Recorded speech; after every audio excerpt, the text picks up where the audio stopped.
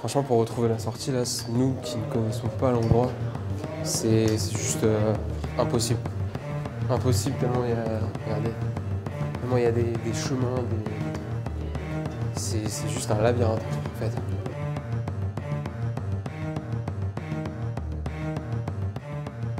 Les Allemands, bon, avaient déjà essayé de déterminer en France quelques endroits qui pourraient protéger des armes secrètes ou des stockages. Les armes secrètes, c'était les V1 et les V2.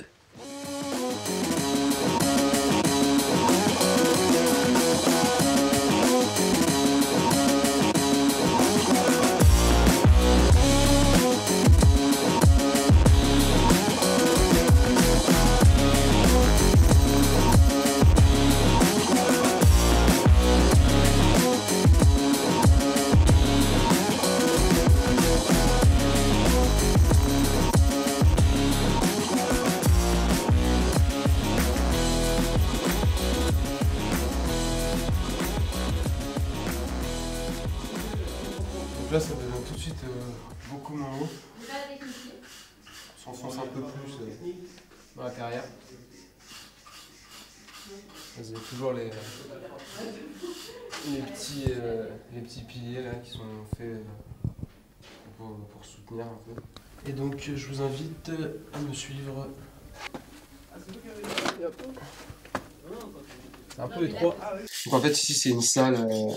Je surnomme la salle de l'apéro. Donc c'est à la base, c'est une table où justement on se réunit pour boire un petit verre avec les copains. Et du coup, en fait, cette salle, elle a brûlé. D'ailleurs, vous pouvez voir un peu l'étendue des dégâts. C'est tout noirci à cause de l'incendie. Et donc si vous regardez attentivement, vous pouvez voir, il y a des sculptures. Là, il y a un visage. Là, il y a des gens qui ont gravé leur nom, par exemple. Et donc voilà, quasiment tout a été détruit là, à cause de l'incendie qu'il y a eu il y a peu de temps. À certains endroits, tu as des flèches et que voilà, il y a des flèches qui indiquent un peu la direction, comment sortir, comment entrer. Par contre, il y a des gens du coup qui connaissent bien la carrière, essayent de les effacer, voilà, avec des brosses, pour justement que le lieu soit un peu plus préservé et qu'on évite de justement voir ce genre de choses dans cette pièce, donc un incendie. Attends, ça signifiait quoi? Ça va être un nom qu'ils ont donné à la salle. Pour nous, c'est apéro, mais après, il y a plein de manières d'appeler la même salle en fonction des groupes. Celle-là, la salle d'apéro, je pense que c'était celle d'avant. Galerie. J'étais parti sur 80. Si on prend des vieux, on Ouais, les anciens. Il y a des graffitis là, intéressants, il y a quelques graffitis allemands, effectivement, utilitaires, hein, c'est-à-dire axe de la galerie ici, creuser là, etc. Ce qu'ils ont fait, c'est un des trucs qui les faisait flipper, c'est de voir un obus, un truc comme ça, alors tomber dans un puits, un missile tomber dans un puits, et du coup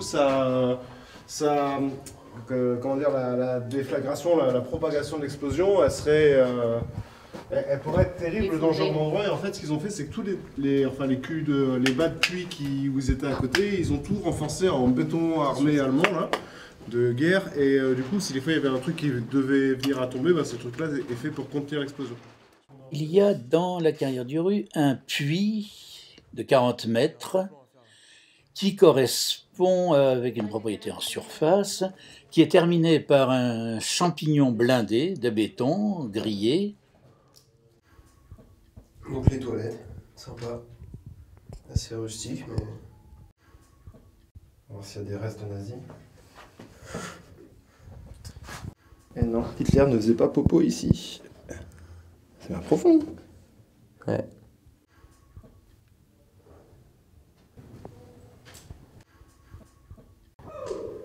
Alors actuellement, Pierre-Yann est en train de tester les toilettes. On va voir à quoi ça ressemble.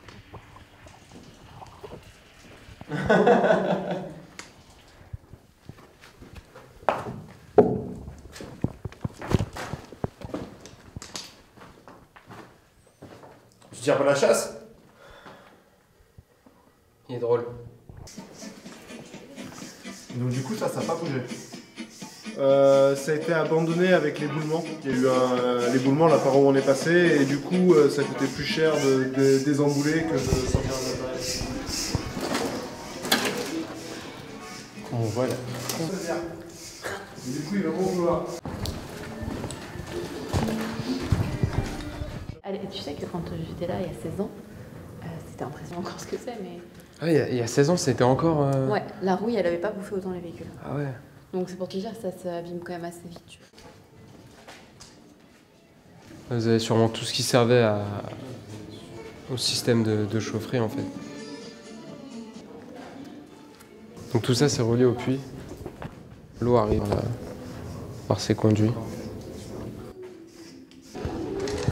Bon bah ça va faire une bonne demi-heure qu'on marche. Il commence à faire un peu froid. Ça se rafraîchit super vite ici. Et sinon, donc concernant les V2 nazis, on ne sait pas trop pour l'instant où ils devaient être entreposés. Parce qu'en fait, ils étaient pas. Cette carrière elle servait à entreposer des V2 nazis, sauf que le V2 nazi n'a jamais été amené ici en fait. Vous pouvez voir un impact d'obus. Ça m'a l'air assez violent en plus. Ouais, là vous pouvez voir que. Ouais, ça tient. Hein. Ça tient et. Je sais pas si Ça pourrait va. lâcher un jour ou pas? Est-ce qu'un jour ça pourrait lâcher? Non, ici non. Non? Même je pense un séisme ici, c'est pas. Il y a une colonie de moustiques. Là.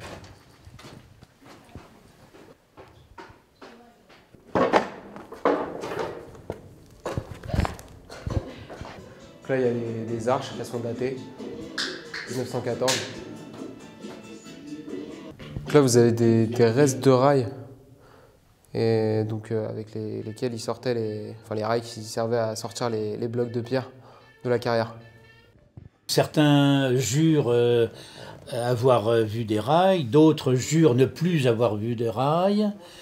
Certains affirment, sous la foi du serment, qu'il y a encore des wagons emmurés avec je sais pas quoi, des trésors, des armes secrètes, des machins. D'autres disent, mais non, attendez, arrêtez. Nous, on a des spéléos, par exemple. On a exploré tous les trous possibles et imaginables, il n'y a rien, quoi. Et du coup, il y a ce mystère. Apparemment, les Allemands ont fait disparaître une quantité d'or assez impressionnante. Et comme ici, c'est un endroit idéal pour planquer des choses et que les Allemands l'ont occupé à une époque, il y a plein de fantasmes. Et donc, ça fait que la plupart des murs ici ont été percés. Donc là, encore un puits. Blindé. Et puis là, pas japonais. Alors, on va peut-être essayer de le contourner parce que... Donc ouais, là on se trempe les pieds, il y a de l'eau partout, les chaussettes mouillées, et ben voilà, là ça fait plaisir.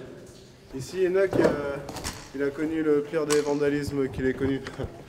Il stockait des palettes là comme on en a. C'est-à-dire qu'ils ont réussi à faire partir le feu et après pendant au moins 2 ans, 3 ans... Ouais, pendant des années on ne peut plus rentrer. Bah, je te dis, on a failli rester quoi.